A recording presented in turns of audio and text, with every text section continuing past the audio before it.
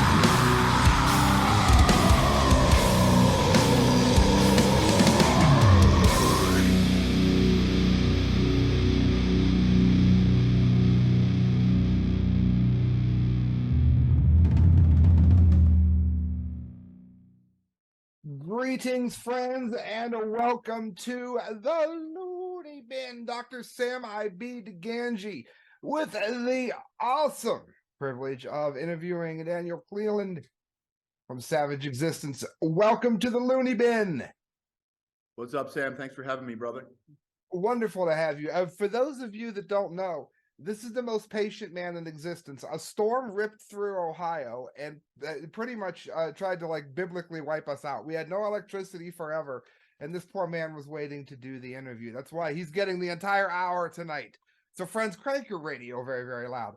I listen to animals, and one of the things that stood out to me right away, and I took this interview, I was excited about it because I wasn't super familiar with the band beforehand. And that makes researching these interviews a lot more fun. I noticed right away in Animals, it's really heavy, but the lyrics do something interesting. You can understand them.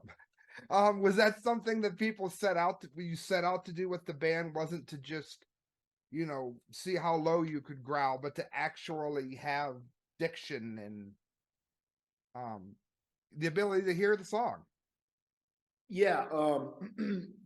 I think that's very important in any band. Amen. Even some really heavy bands like Cannibal Corpse, you can still hear a lot of the lyrics, or Suffocation in some cases. Lamb of God, you can understand many of the lyrics, but yeah, I just think Anton's a really good vocalist, and he's just done it enough so that he knows how to record something that is intelligible. I also love the wicked drum part that says in Animals, friends. Make sure that you pay attention to that when that plays tonight.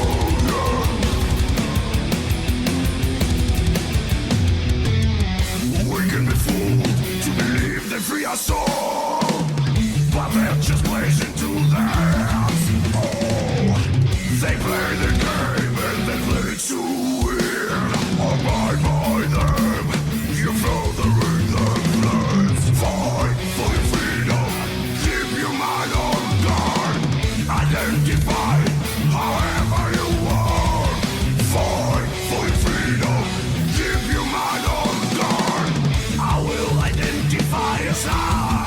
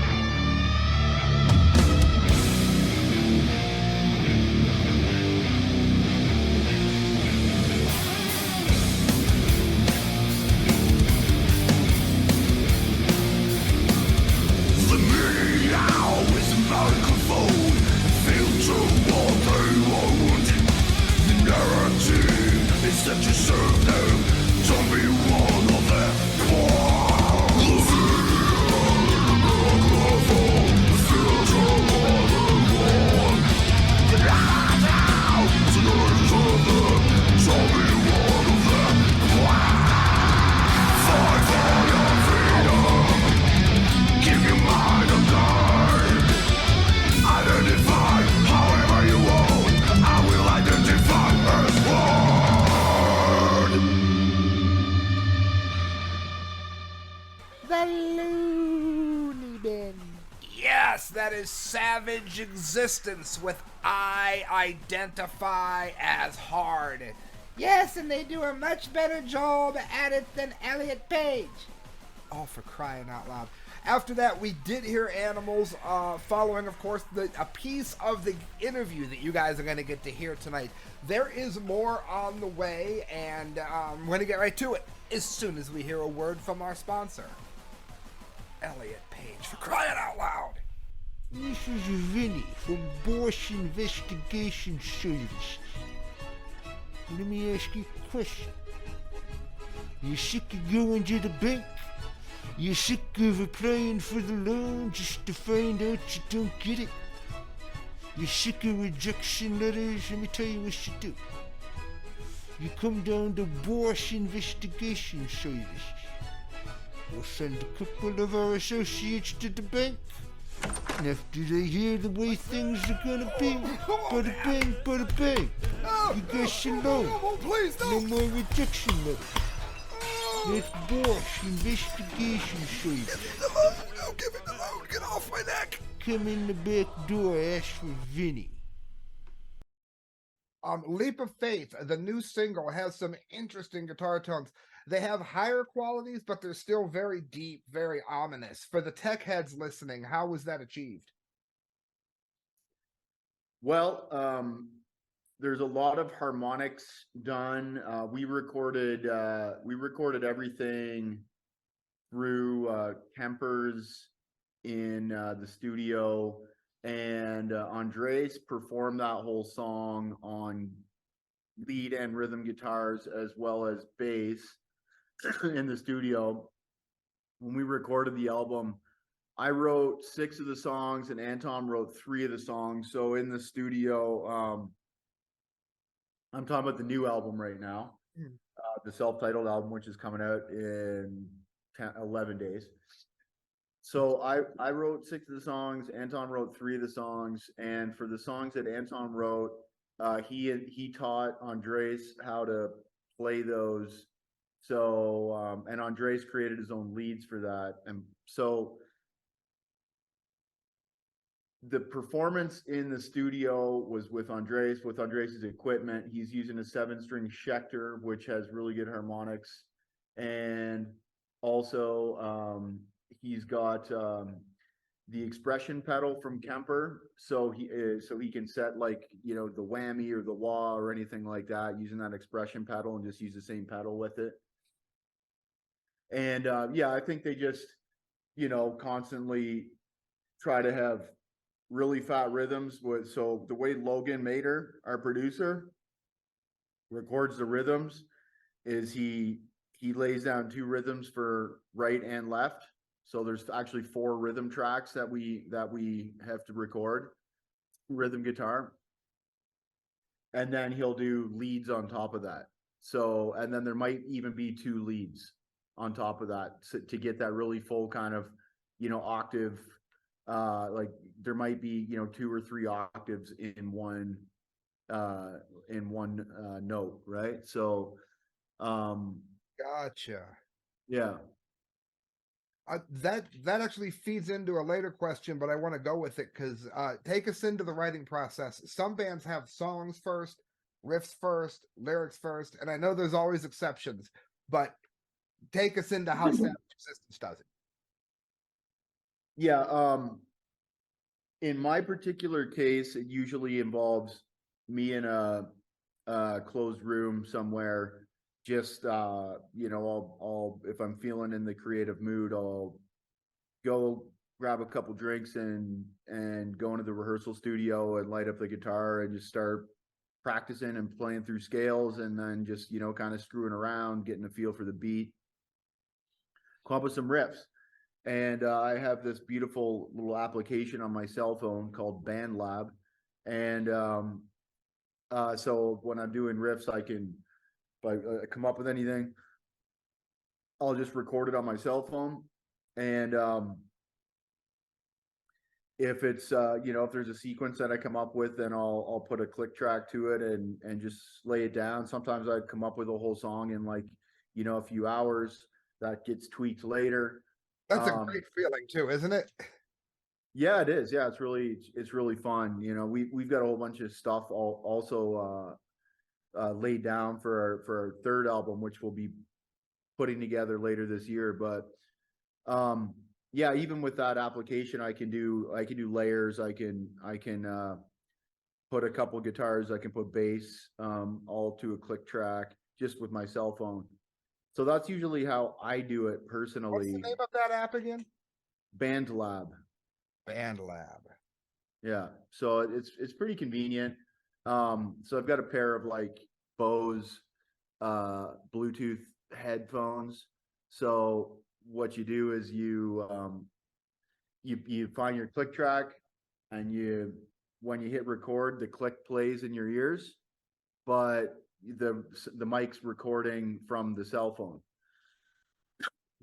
So you just, you know, you play through the amp, and then that's not a very advanced way of doing it. It's just how I've been doing it. Now I built this rehearsal studio in my house in Costa Rica, and we've got all this top end equipment that's going to, like, once we figure out how to use it all, it's going to allow us to just, you know, basically flip a switch, and then you're recording right into, you know, we've got a big mixer and an amp and an iMac with all the software on it, with Reaper on it, to be able to actually set up the songs on the iMac and then play with direct input to the mixer from the Kemper, and and record that way, which will sound a lot better. And, you know, we'll be able to, you know, do better demos and record everything in a more, you know, professional sounding way than just a cell phone for pre-production purposes. So yeah, there's that. And then for Anton, I don't know exactly how he gets into it, but he's pretty much like a let's sit down and write a song kind of guy. And he'll kind of start off with some criteria. It's like, okay, I want to get this feeling, I want to get this vibe, so I'm gonna try to get a riff that brings that feeling or that vibe. You know, he'll have an idea because he's a much more well-rounded musician than I am. He can play classical piano, he can sing opera, he can sing metal, he can, you know, growl death metal. He's been in the music game for like 20 years. So so yeah, you can play guitar too, or bass or whatever. And multiple different genres of music. So, you know, if we're trying to create a certain vibe with Savage Existence, which is kind of more like party metal in a certain way, heavy, but like something, I mean, I'm talking about the new stuff that we're doing. The old stuff was really reminiscent of kind of our old school roots from the 90s groove metal, and a lot of those songs were old that I wrote, you know, up to 20 years ago. You can hear the Pantera like influence in a lot of them, but I don't mean it in a bad way. I mean, it had that sort of stomp, that drive, that sort of very staccato sort of feel to a lot of it. Yeah, and that's you know, just basically because Jesse, the drummer, and myself, you know, we grew up in a small town in like rural Canada. In the, you know, we're both born in 81, so we were in high school for the last half of the 90s, right? And during that time where we lived, all of, you know, it kind of shifted from Nirvana and the grunge movement to metal, right? And or hip hop, for anyone who went the hip hop direction. Bunch of, you know, white kids in rural Canada wearing like, you know, hip hop clothes and all that kind of stuff, and, you know, backwards hats, and like doing raps and stuff like that. But yeah, me and my crew, we went the metal way, and that was just, you know, your typical backbone of, you know, Machine Head, Pantera, Sepultura, Cannibal Corpse, Korn, et cetera, et cetera, et cetera. So so that was, you know, that was really how I learned how to play guitar, was by learning the music of those bands. So obviously that just shaped the way I play and the way I wrote music. So of course, when that music comes out, it sounds influenced by those bands, you know, along with my own. There might even be a bit of Nirvana influence in some of our songs, because, you know, I wrote a lot of those songs before when very melodious riffs when you get into that too. A lot of his stuff, even though it wasn't complicated, it could stay in your head better than, you know, anything that people who tend to get paid like Desmond Child for something like that. I would argue that Nirvana had a better ability to lock into a melody that just stayed in your head, even if it was the rhythm section. Yeah, I mean, they were certainly an anomaly, right? And such a huge band that influenced so many people and impacted so many people's lives. And with such a tragic end as well. But yeah, going forward, you know, it's kind of weird. It's like, we can say we're going to do this and say we're going to do that, but then sitting down to write riffs, it's like a certain sound just comes out no matter what, you know, and that's usually, it's got beat. I'm writing a lot of new songs, kind of, I'm naturally finding, you know, kind of from the 150 to 165 tempo. So that's a pretty strong kind of, you know, beat, and not super fast, but it's, you know, still pretty groovy, but still pretty upbeat. And yeah, I think we kind of want to just be a little more palatable for a wider audience. And so we're, you know, trying to do less like really deep growling, like less death metal vocals in the new stuff, and more, I don't know, even know what you'd call it. Anton's got about 3 different yelling sounds. I was going to mention Savage Medicine. I have written here that it has quite a mystical sounding intro followed by a really tricky guitar part. And I noticed that there's a lot of different vocal styles that are in music styles even within that song. That song jumped out at me, Savage Medicine. Yeah. I mean, I wrote most of that on acoustic guitar. If I'm not mistaken, that plays with the different vocal styles too a lot, right? Or am I thinking of Animals? I think it's Savage Medicine. I could be wrong. Yeah. No, you're right. Like that's got a lot of really deep growling in it, and kind of rough talking, raspy talking, I guess you can say, and then also just yelling. Who did the Middle Eastern Arabic vocals? Was that a production edition, or did you guys use somebody for? It's like chanting in it. Yeah. Not Mid-Eastern. That's your hint. Yeah, dude, that's a pretty good way of saying that you don't know what you're talking about. Well, I'm not an expert on every kind of chanting there is in the world. Well, you know who is an expert on that kind of thing? William Burroughs did a lot of traveling. Dude, please don't tell me you're going to put him on the show. Anyway, I'm going to pause the interview there and let you know that it is not Mid-Eastern chanting that you are about to hear. I'm going to play the song first and then get into the interview. You guys are going to love it. Dude, I'm not going to love anything if you're going to put William Burroughs on the air.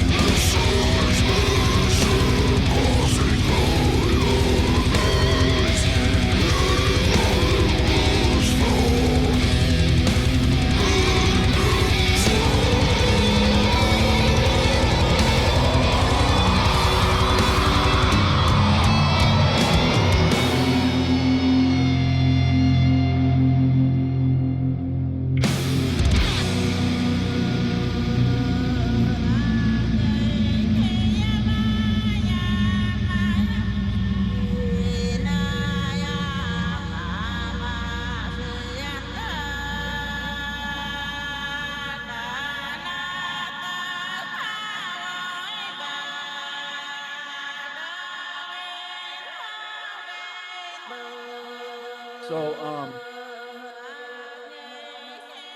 so actually, I run an ayahuasca center in Costa Rica and Peru. So, we actually we have several locations, and so we work with indigenous shamans from the Amazon jungle. And I don't know if you ever heard of ayahuasca, perhaps not, but it's a psychedelic plant medicine from the Amazon jungle. It's like a brew that's composed of smashing up a vine called Banisteriopsis capi, and then boiling that for hours and hours and hours over a fire with a leaf called Psychotria viridis. And that produces like a thick concentrated tea that contains orally active dimethyltryptamine, or DMT. And so, we've got this business model where we have these shamans who have these traditions with this plant medicine and shamanism and mysticism and spirituality. It's like a sacrament for them. And they sing in their native language, which is Shipibo, from Peru, right? And so they conduct these ceremonies at our place in this round ceremonial structure.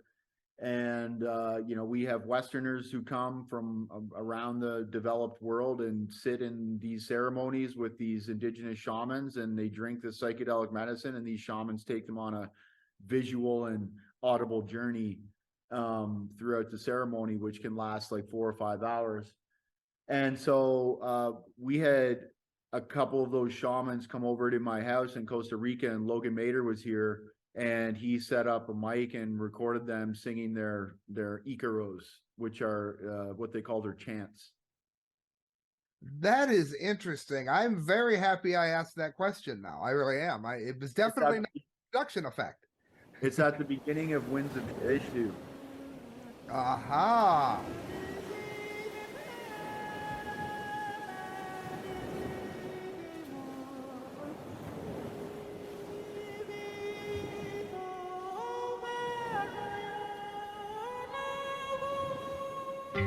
The world can be a lonely place. The odds stacked against. The sky can fall. The pain can kill. Screaming at the sky, cursing the gods, wanting to die, fighting the odds. The world can be a lonely place. They're all stacked against. The sky can fall. A pain can kill. Screaming at the sky, cursing the gods, wanting to die, fighting the odds. Pain takes over, life seems dead. Hatred rules your mind. Pain wins over, life becomes bleak. Can't make it through another week. How can this happen to you? Might as well be dead. What did you ever do to deserve this mess? Screaming at the sky, cursing the gods, wanting to die, fighting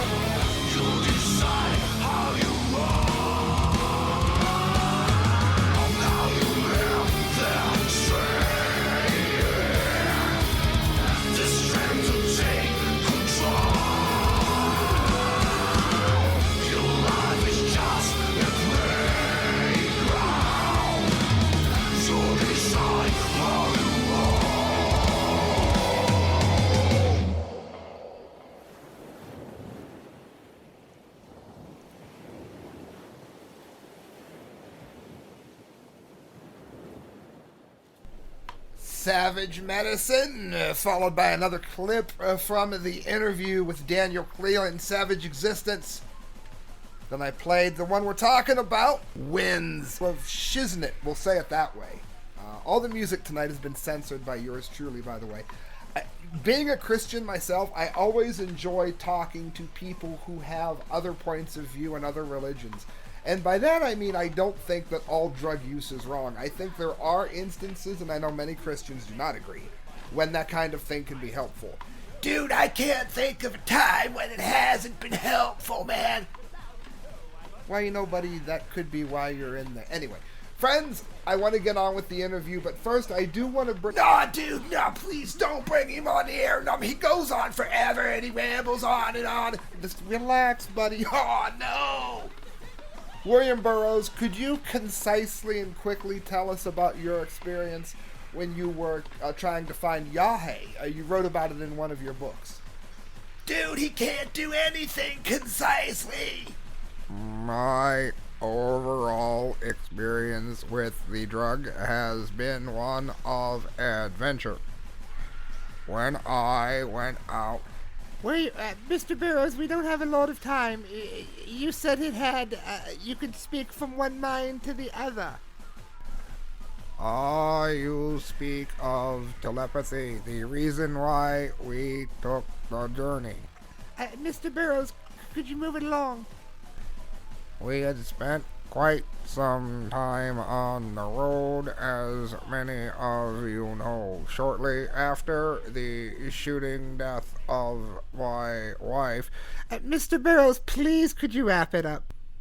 Yes, of course. You see, if it had been up to me, we would have slept like two hibernating rattlesnakes. The goal was for us to acquire the drug by any means which was necessary. All right, two more questions, and then I'll let you get about your day. Your cover of Killing in the Name Of. Sort of a metal update to a classic 90s song, as we were talking about. Tell us how that came to be. Well, that's just an example of Anton and Andres sitting down in front of the computer and just crushing out a demo, spending an afternoon on doing their own take on a classic song. It almost reminds me of what Ministry would have done to it. I liked it. Yeah, we'll probably have to try to get that on the third album, I guess, shouldn't we? It's interesting. I don't know. I've heard that getting permission to do their music can be a nightmare, so it'll be interesting. Okay. Well, you guys, although I think when he hears it, because I did get to meet Morello once. I have really believed that when he hears it, you're gonna have the blessing all the way, because it really it jumped off the screen at me. Cool. Where can everybody get a hold of you? Get a hold of the band, hear the music, all of that good stuff for social media. Sure. So, anybody who's going to be in Europe in the next month, we're doing a tour. We're touring with Ross the Boss, so kind of classic metal. Classic metal with a little bit of savage metal, going out to Germany, Netherlands, Denmark, and Belgium between April 28th and May 15th. We're doing a couple festivals out that way. Those dates and our music and our videos and news are all at savageexistence.com. And we are also on social media with the handle at Savage Existence Official, and YouTube at Savage Existence Band. We got some cool videos up there. We have a really good video coming out with the album on April 28th.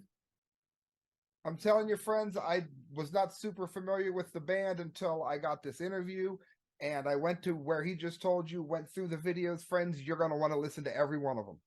You're really going to. And again, I would say you're going to want to listen to Savage Medicine twice. The same day. All right, before we leave, can you say you're listening to 102.5 FM NEOPA Radio? You can say your name. You're listening to 102.5 FM NEOPA Radio. All right, friends. Thank you so much. Make sure you guys hit the site. Be safe out there. Enjoy your tour. Thank you, brother. My belief now, as Eh, it eh, was then, that right that way. people whose house We ha- we were at. Dude, would somebody shut that idiot up? We're not even recording, dude. Let me start then again. Nah. I guess I'll just go with it. It was the rest of the Savage Existence interview has been ad. Oh, he makes this so difficult to do. We're going to go ahead and go into the version of killing in the name of Mr. Burroughs. The story. And the goal had been to not only find the drug, but to experience it to its fullest potential.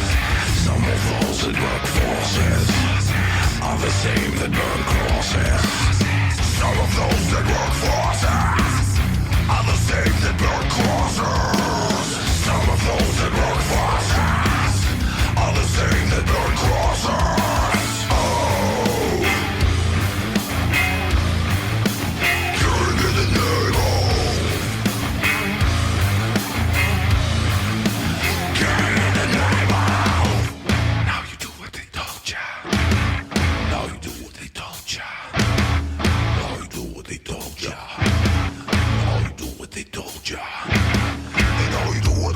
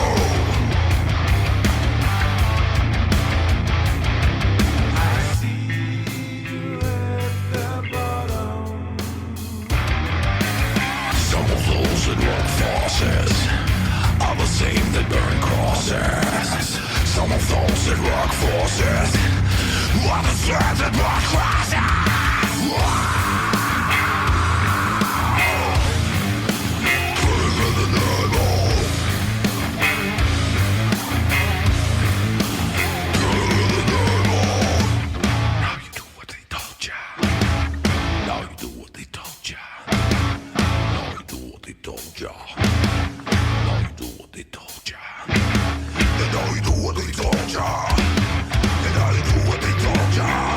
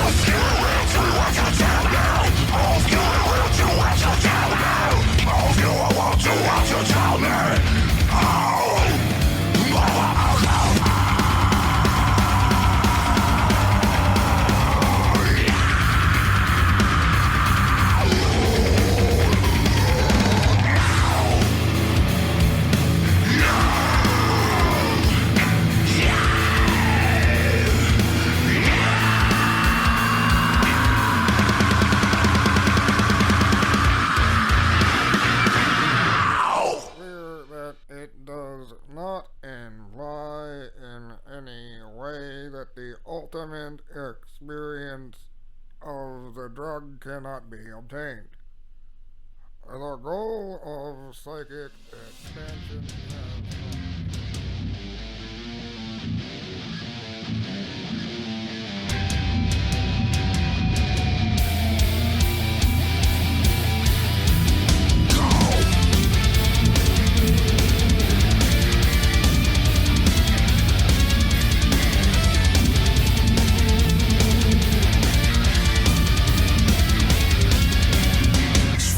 creatures lurking in the shadows.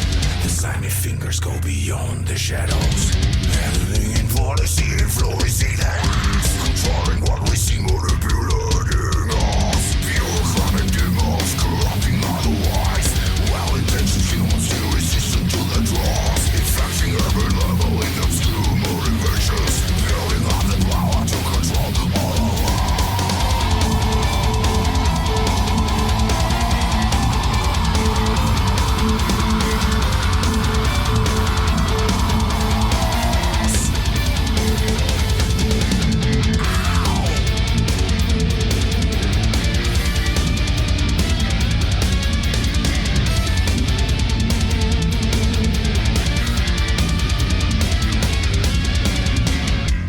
Scum at the bottom of the dumpster, the stench of maggots and rats. Their rotten souls drive their actions, divided and confused, we all fight back. Institutions corrupted by greed, self-interest dominates integrity. Bloated bureaucrats losing sleeves, disruption is the word of fire. Sucking the waters, the rot of society, psychotic predation. Why the idiots? Violence, the only option. They must be burnt down. Politics, nothing but destruction. Politicians and clowns, sucking the waters, the rot of society, psychotic predation. Why the idiots? Setting our freedom to the highest bidder. Train ways of being to authoritarian rulers.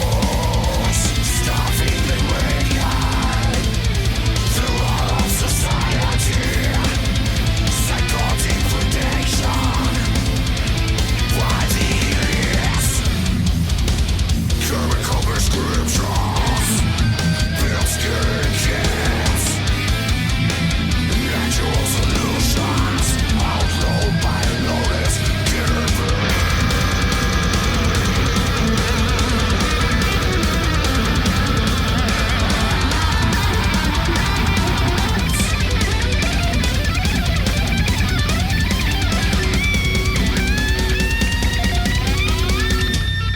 Like the scum at the bottom of the dumpster. Like the scum at the bottom of the dumpster. All the scum at the bottom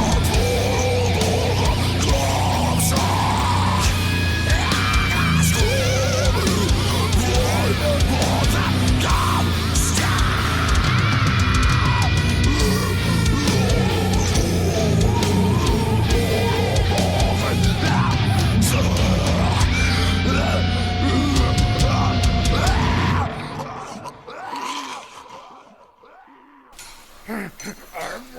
here, inviting you to Orange Haven of Home Repairs. Springtime is in the air, and many people are planting their gardens. Just the other day, somebody called us, and there was a hole already dug, and there was a bag in the hole. Some people would even say that it had a human form, but we didn't ask any annoying questions. No, we just planted the flowers. Orange Haven of Home Repairs. 102.5 FM NEOPA Radio, the Looneybin. That is the beautifully titled Dumpster Water. Right here from Savage Existence, as promised. Even with the storm making everything late, Invisible Man, I do wish you wouldn't call yourself invisible. I do wish you didn't think that we had listeners. Mr. Invisible Man, do you think I more than made up for the storm? I think you did as well as you possibly could. Otherwise, you would have had to have done it Amish. Very true, very true. Now, you guys, as many of you know, it's a work release program here. The inmates have to work themselves out by showing that they can hold down a job. Like it says at the beginning of the show, you guys didn't let William Burroughs ramble, did you? No, dude, not at all. He was quick and to the point, man. I'm going to listen to it on play, but No, you know, the best thing you can do is focus on the future. For instance, you haven't gotten to anybody about how to get a hold of us. The correct views at hotmail.com. You can also donate there through PayPal. That is the correct views at hotmail.com. Why do I get the feeling that you didn't rein him in? No, he sounded beautiful. Dude, he sounded great.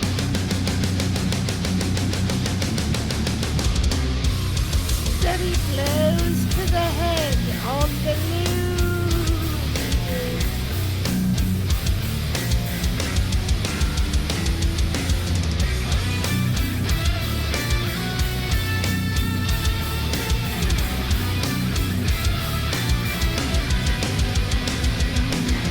Jackhammers blast through concrete by juicy rapid